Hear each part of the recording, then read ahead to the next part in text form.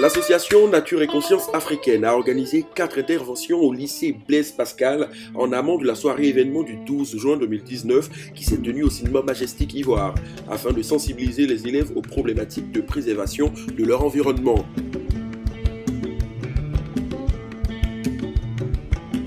Il y a 8 mois, j'étais dans une période un peu difficile, j'ai vu ce documentaire, il m'a beaucoup inspiré.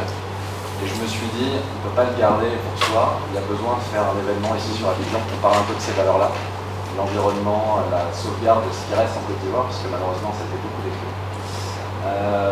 Et ça commence par vous en fait.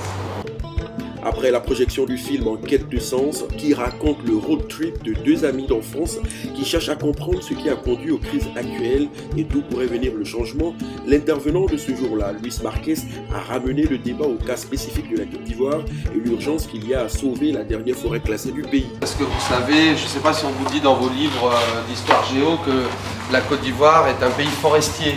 On vous a dit ça? Oui.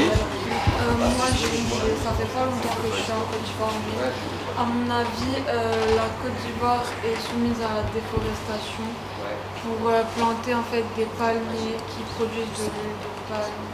Non, c'est surtout le cacao. Oui. C'est combien de temps d'intérêt. En fait, il faut que vous sachiez que depuis 2 ans maintenant, la Côte d'Ivoire a été déclassée.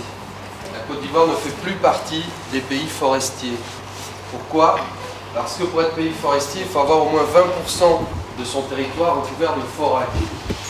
C'était le cas de la Côte d'Ivoire dans les années 90. Est-ce que vous savez qu'en 1990, il y avait 16 millions d'hectares de forêt en Côte d'Ivoire? Et est-ce que vous savez combien il en reste aujourd'hui? Aucune idée? Moins de 2 millions. C'est-à-dire qu'on a perdu presque 90% du couvert forestier depuis les années 90 en Côte d'Ivoire. C'est pour ça qu'il fait chaud, c'est pour ça qu'il pleut moins. La saison des pluies s'est réduite de plus d'1 mois. Je ne sais pas si vos parents vous le disent, mais avant il commençait à pleuvoir déjà en mars, avril, ça peut commencer à pleuvoir. Aujourd'hui il commence à pleuvoir peut-être en mai, parfois en juin, il pleut beaucoup moins. Et ça crée toute une série de problèmes. Un autre intervenant, M. Jean-Marc Bini, a lui expliqué comment on peut vivre dans la nature sans pour autant la détruire et même en être amoureux. Ces amoureux de la nature qui sont obligés de se cacher des fois parce que c'est comme s'ils sont décalés, ils ne sont pas très in et tout finalement. Et puis tu arrives là, tu te rends compte que l'autre aussi, il aime la nature mais il ne le demande pas tout à fait. Et donc on est devenu une sorte de refuge où chacun vient s'exprimer dans la nature. Vous pouvez imaginer comme chez moi, il n'y a pas de verre, il n'y a pas d'assiette, il n'y a pas de fourchette, il n'y a rien de tout ça. On boit dans les calebasses. Et même maintenant on arrive à un autre niveau, on boit dans les cornes de bœuf, comme dans le fishing. Et puis on boit que du vin de palme pour ceux qui veulent boire de l'alcool, et du bissap, du nyamakou, ou toutes sortes de choses ivoiriennes, pas de soda et tout. Et puis on mange dans les feuilles, et on mange avec les doigts.